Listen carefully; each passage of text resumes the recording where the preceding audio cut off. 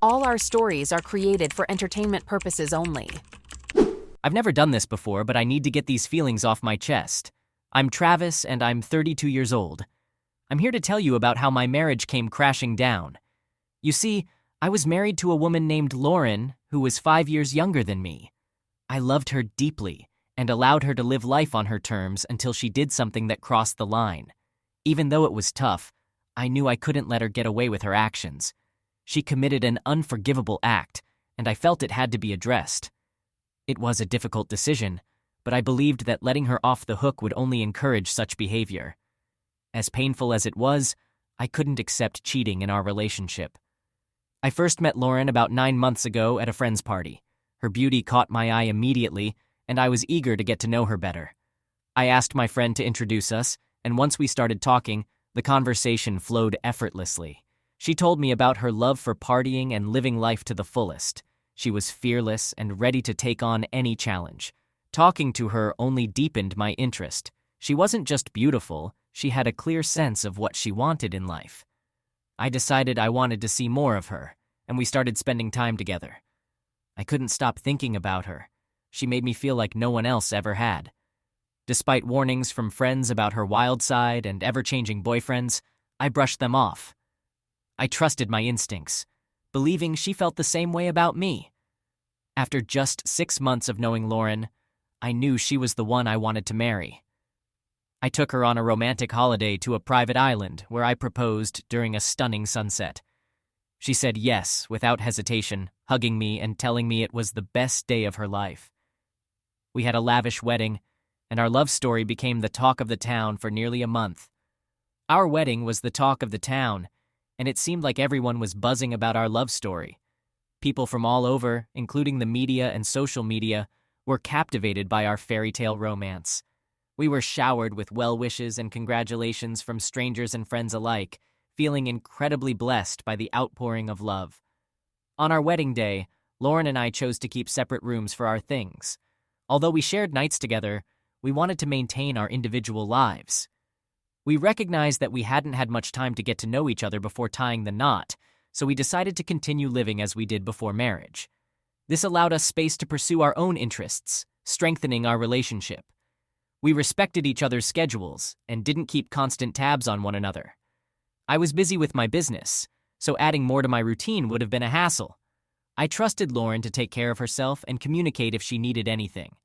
This trust and independence fostered personal growth, respect, and admiration in our relationship.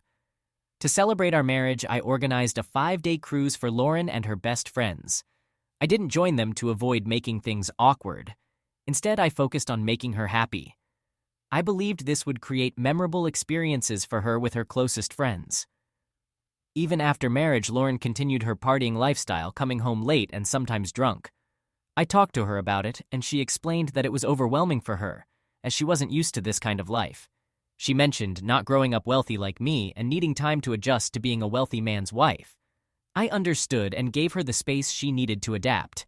It's been almost 3 months since we got married, but Lauren still kept her separate room. We shared love and passion at night, but there was an emotional gap between us. I wondered if there were deeper issues causing her to maintain this space. I wanted her to feel at home and trust me completely. I thought about talking to Lauren about my unhappiness and our relationship concerns. Would she be open to understanding my perspective? I decided to wait a week before having an honest conversation about our feelings. One day, I came home early to grab some papers for a meeting. Lauren wasn't there, probably out with friends. Curiosity got the best of me, and I checked her room for clues to understand her better. While looking, I found an invitation to a private party in her name, organized by a group of men. The invite mentioned her as the most beautiful woman deserving every man's love. It was at a competitor's private villa. I decided to investigate and called Lauren to confirm her whereabouts. She said she was at a friend's house for a sleepover. I trusted her but wanted to make sure. I suspected something odd at this party and needed to find out. I arrived at the party location and parked my car outside. I didn't see anyone at the gate, so I let myself in. Inside, the music was blaring, making my ears ring. Many cars lined the path to the villa. Lauren's car was right at the entrance, confirming she was at the party, not her friend's house as she said.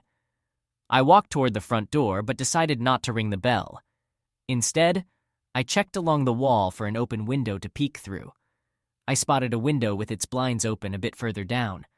I cautiously tried to look inside without being seen.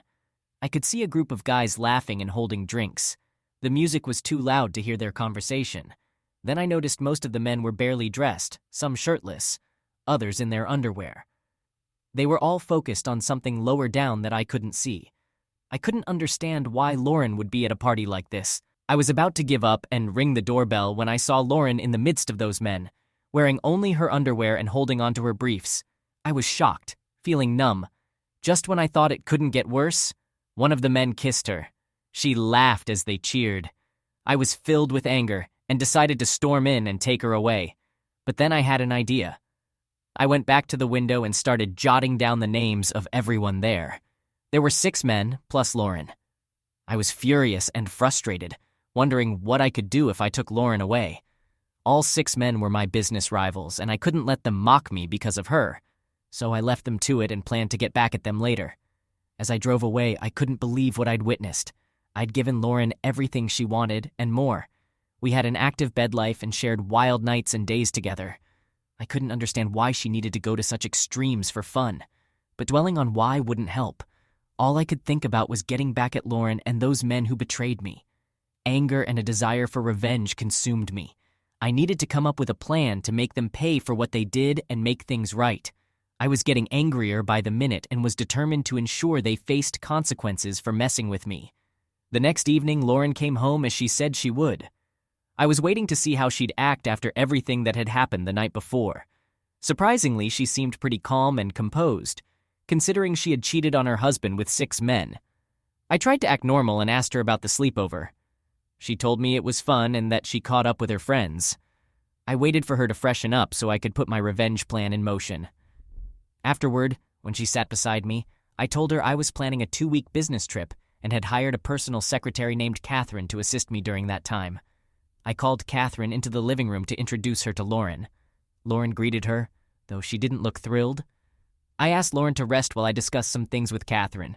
She said she was tired, which was understandable after her night with those 6 men. Lauren probably wasn't too pleased with me showing such interest in Catherine, but she had no choice but to go along with it. I walked away with Catherine, placing my hand on her backside to make sure Lauren noticed. I spent an hour with Catherine, explaining her role to annoy Lauren and plant doubts about my relationship with her. My goal was to get Lauren to confess to her own wild activities behind my back. The next morning, Catherine went into our bedroom to wake me up, leaving Lauren shocked that she had access to our bedroom too. I quickly got ready and told Lauren I'd see her in 2 weeks. Catherine and I left home, and during those 2 weeks I stayed at a hotel to keep an eye on Lauren and gather information about the men from the party. I collected as much evidence as possible to use when the time was right. During my hotel stay, I carefully documented any suspicious interactions or behavior from Lauren, as well as any connections she might have had with the men from the party. Moreover, I discreetly gathered both business and personal info about those 6 guys because they shouldn't just get away with messing around with my wife. I hired a personal investigator to delve into all their backgrounds and provide me with reports covering their personal lives and professional connections. As for Lauren, she was a unique case, so I decided to do the spying myself. I was curious to see how she'd behave during these 2 weeks when I wouldn't be around.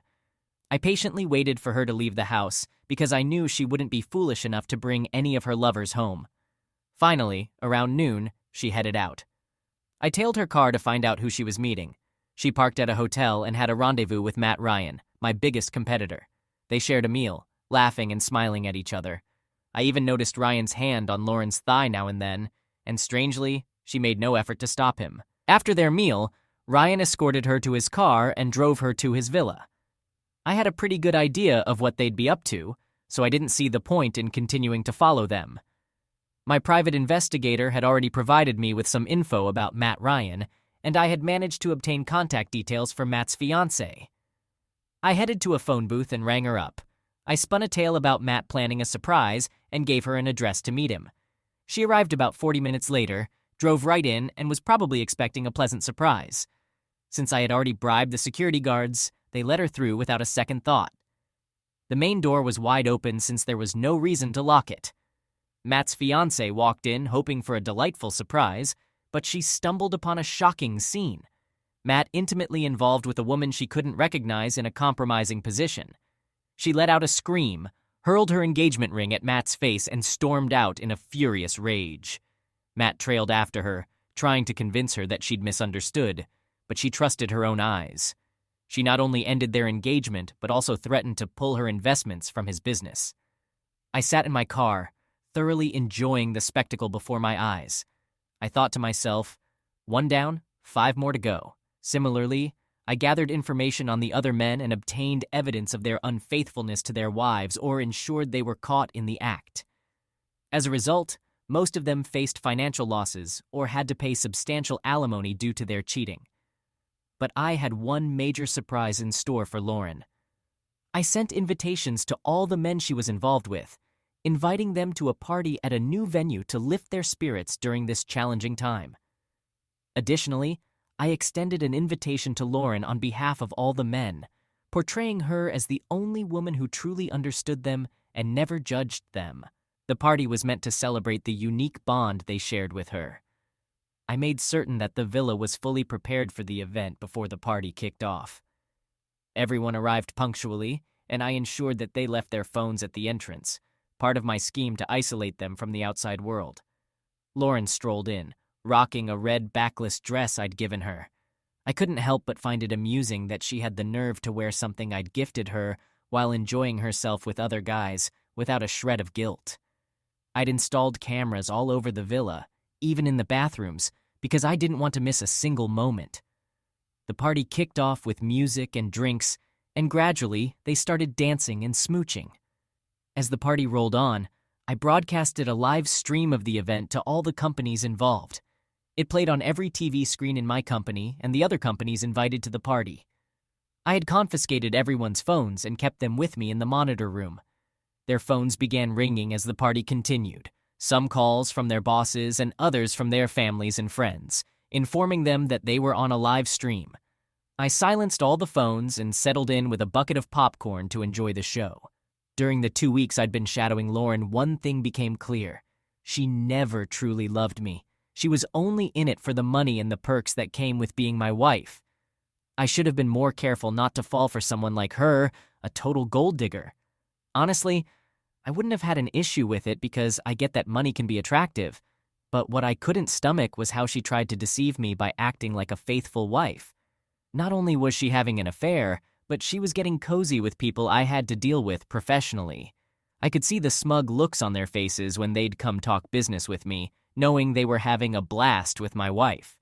That was something I couldn't tolerate. I knew I was doing the right thing by exposing not just Lauren, but also sending a clear message to those men that they'd made a lousy choice by messing with me. I collected all the party footage and left, leaving a message for Lauren that I'd be back the next day. The cameras were still rolling as they slept together in one bed, in the buff and tangled up. Some of the guys even left in the morning, and Lauren was the last to go. She saw my message on her phone and rushed home to freshen up and brace herself for my arrival. When I thought she'd be ready, I made my entrance with Catherine by my side, giving Lauren a hug before turning my attention to Catherine. I acted like Lauren didn't even exist, totally ignoring her. Lauren hung around for a bit, but when she saw I wasn't responding, she got all huffy and stomped off. My revenge plan was clearly working. It's been a couple of days since I got back from my business trip, and I've been doing my best to steer clear of Lauren. I knew her other lovers were caught up in legal troubles with court cases and defamation suits, so they wouldn't be reaching out to her anytime soon. I'd also blocked all their contacts to keep Lauren in the dark about the footage and the chaos it caused. As time passed, I made sure Lauren felt like an unwelcome guest in her own home. Catherine pretty much took charge of everything around the house. She'd tell the cook what breakfast to make and dictate my dietary preferences. When Lauren tried to correct her, Catherine would just flash a smile and tell her I'd changed my habits, giving her a snarky look. Lauren eventually came to me, all worked up, complaining about Catherine taking over and meddling in things she wasn't supposed to. I told her to stop overreacting. Catherine was just better at handling things and doing a damn good job at it. But Lauren was still irritated, thinking Catherine's involvement was unnecessary and invasive. I wanted Lauren to think I was cheating on her so I could flip the script on her. So the next day I told her I wanted her to hang out with her friends and booked a club for her to have a good time. I knew she'd been feeling out of sorts at home lately. I'd be tied up late into the night so she could enjoy herself with her friends and come home later, boosting her spirits. I still had someone tailing her, giving me hourly reports on her whereabouts. No way I was trusting her again. I needed her out of the house so I could set up a surprise for her tonight. Little did she know, tonight would be unforgettable. As I meticulously planned everything, excitement bubbled up inside me. I couldn't wait to see her reaction to the surprise I had in store.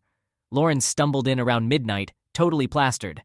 When she walked into the living room and saw me sitting on the couch with Catherine on my lap, she was utterly bewildered. She stumbled towards us, shouting, "What the hell is going on?" I looked at her, grinned, and invited her to join us. She glared at us and told Catherine to get off my lap. But just as Catherine was about to comply, I told her to stay put. Lauren was seething with anger, convinced there was something happening between me and Catherine from the day she arrived. I chuckled at her nerve, blaming me for cheating when she was the one doing the same thing. I asked Catherine to give us some space and headed towards the home theater. Lauren followed me, careful not to trip, and stood beside me. I turned on the TV and something started playing on the screen. At first, she didn't get it, but as she kept watching, it dawned on her. It was the footage from her night with all those men. Her face went pale and she stared at the screen in disbelief. She finally asked me where I got it from. I couldn't help but laugh at her question. I found it amusing that she didn't even try to defend herself. I casually told her I'd recorded it myself. Her eyes widened in shock and she stuttered, trying to find the right words, but nothing came out. An awkward silence settled in the room as the weight of her actions sank in. Her guilt and regret were written all over her face. It was clear she'd been caught red-handed and was struggling to come to terms with it. I sat on the couch and started watching the footage with great enthusiasm. She kept glancing between the screen and me, unsure if I was angry or amused by the situation. I began commenting on what I saw on the screen, even complimenting her on something she did with one of the guys. It was a skill I appreciated, and I motioned for her to sit beside me so we could watch the whole thing together. She didn't have much of a choice, so she sat down with her head bowed in shame. At this point, she knew she'd made a massive mistake. As the footage played, I couldn't ignore the discomfort on Lauren's face. She clearly regretted her actions and knew she'd face consequences. I made her endure 2 hours of the footage and told her it was quite entertaining. She had nothing to say in her defense and started meekly with an apology. She explained that she got swept up in the moment with those men. They had challenged her to spend a night with them, and she couldn't resist the dare. I was actually quite impressed with how quickly she came up with this story. I nodded, pretending to buy into her tale, and decided to play along to test her storytelling skills. I pointed out that she could have used the fact that she was my wife to get out of that situation, but she claimed she didn't want to tarnish my reputation by revealing her identity. Her ability to spin these lies so smoothly was truly remarkable. I acted as if I felt sorry for her, making her think I believed she was the victim here. But just when she thought she had me fooled, I asked her to come to the dining table for a glass of water. I had her sit down, placing the glass on top of a piece of paper. When she picked up the glass, she saw the paper underneath. It was the same invitation she had hidden under the dresser. The glass slipped from her hand and shattered. In that moment, she realized that making up stories wouldn't work, as I knew everything she'd been up to. She fell to the ground, crying uncontrollably. Tears were her only defense at this point. There was nothing left for her to say or argue, and she couldn't justify her actions. After confronting her and getting her to admit to everything, I decided to kick her out of the house. I had no room in my heart or my home for a cheater like her. She begged for another chance, claiming she wasn't thinking clearly and got carried away. But I had learned from my past mistakes and wasn't about to repeat them. I firmly stuck to my decision, knowing that forgiveness wasn't on the table. It was a painful choice, but it was necessary for my own well-being and self-respect. Looking ahead, I promised myself that if I ever developed feelings for someone new, I would thoroughly assess their suitability to be a part of my life. This was the most significant lesson I took away from Lauren's betrayal. In just a week, I had my attorney serve her with divorce papers. I ensured she wouldn't receive anything from me after all the turmoil she had caused. I also made sure that some pictures and videos of her infidelity made their way into the media, exposing and humiliating her. I aimed to tarnish her reputation and make it hard for her to find employment. I even cautioned major companies against hiring her. I kept a private investigator on her tail to stay informed about her activities. I wanted her to experience the challenges of life without me. I hoped she'd regret her actions every day moving forward. I ensured she faced difficulties finding a place to stay and faced rejection when seeking employment. She refused to agree to a mutual divorce and insisted on alimony. I couldn't help but chuckle at her audacious demands for money and property. She even pretended to be pregnant to secure child support and property in the child's name. Before the judge, I presented all the incriminating photos where she was intimately involved with numerous men. I questioned whether I was ever that close to her to unquestioningly accept the child as mine, and I requested a DNA test to confirm paternity. It turned out she had lied about the pregnancy during the test. I filed a defamation case against her alongside the divorce proceedings. She pleaded her financial hardship to the judge, claiming she had no income to pay me. Well, she should have considered these consequences before deciding to cheat on me. This has been the drama that unfolded in my life over the past 3 months since getting married. I'm sharing all of this to help ease the pain and hurt I've been going through. It was incredibly tough to stick with my revenge plan and carry it through to the end. There were moments when I felt so down that I didn't want to do anything at all. At first, I thought Lauren was different from all the other girls I'd met before. She didn't seem like a gold digger initially, but it turns out she was only after my money and property. Now I understand why she didn't want to share a room with me from the start. Living together would have made it much harder for her to hide her deceitful actions. It's painful to realize, but I'm thankful I uncovered her true intentions before things got even messier. I can totally relate to the saying, love is blind. In my case, it was not only blind, but also untrustworthy. Starting from here, I know it's going to be a challenging journey. She not only destroyed my marriage, but also tarnished my reputation. I can see the way people look at me as I pass by. There's pity in their eyes, and some even mock me for being fooled by a woman who was cheating right under my nose. It's tough to deal with the judgment and scrutiny from those around me. The weight of betrayal is heavy, and navigating the aftermath is no walk in the park. I'd appreciate your suggestions and opinions on everything I've done and how I should move forward. This whole ordeal has left me second-guessing myself constantly, and any help or advice would mean a lot to me.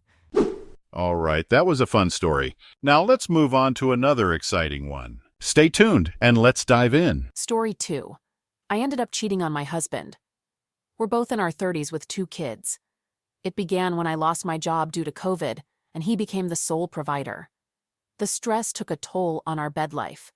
To cope, I started reconnecting with old friends on social media, and that's when my younger ex got in touch. We chatted, and he seemed different now. We had a history, a 5-year relationship that had its ups and downs. He cheated on me twice. We had a miscarriage, and it created distance between us. We never truly moved past it. Meanwhile, my husband was grappling with depression after his mom's death in 2019 and his sister's traumatic experience that same year.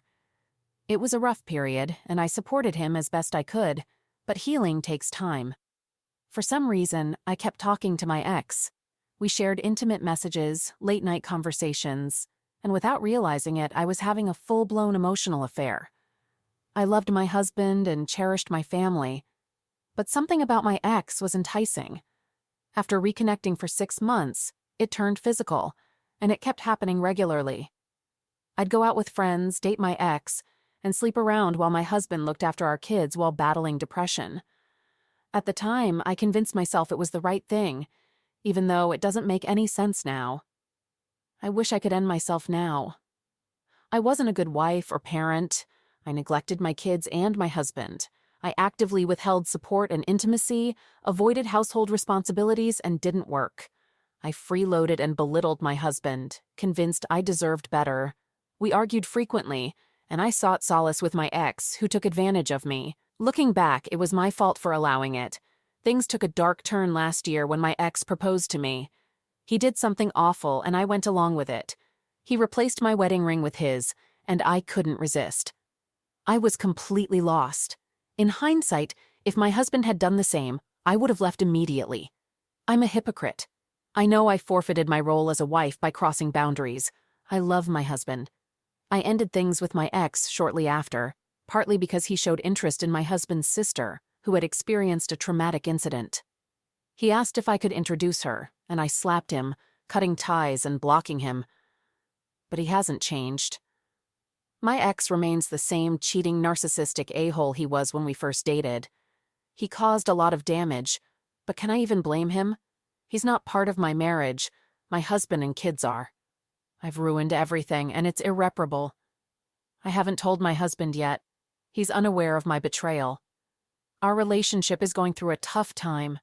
I still haven't found a job, but I'm taking care of our kids. I've become more attentive to him, more loving, and doing things he enjoys. I've started to appreciate him more, but the pain I feel every day is tearing me apart. Whenever I look at him, I wonder how he'd react if he found out about my mistakes. I really don't want to lose him. I've been going to therapy and learning more about myself. I've read books that made me realize that even though our marriage had some minor problems, like his depression, our financial issues, and my distance at times, I chose to ignore them and justify my affair instead. Every day, my husband and I are growing apart. I can feel it. There's this invisible distance between us. We don't talk as much, partly because of my past behavior and rudeness, which made him less affectionate. And he doesn't initiate intimacy anymore, because I rejected him during my affairs and even made fun of him. Now he rejects me every time and says he doesn't want me. I've gained weight, and he no longer finds me attractive. Even if I dress the way he likes, he doesn't compliment me. This year, he didn't plan anything for Valentine's Day for the first time. I made his favorite dinner, but when I served it, he said he didn't want it and went to bed because he was tired from work.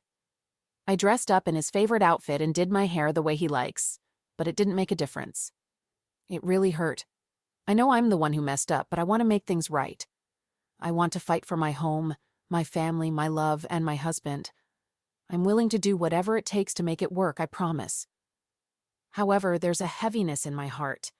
I cry every day. I want to talk to him. I want to hold him and cry together. I know things have reached a point where it feels like the end, but it's not. I'm determined to fix my marriage. But every day serves as a painful reminder of what I did. His cold and distant behavior breaks me. I love him, and I made a terrible choice that's tearing me apart inside. I want to confess to him, be completely honest, but I don't know how to do it. My husband doesn't know, and I don't have the courage to tell him about my mistake. Can you help me figure out what to do?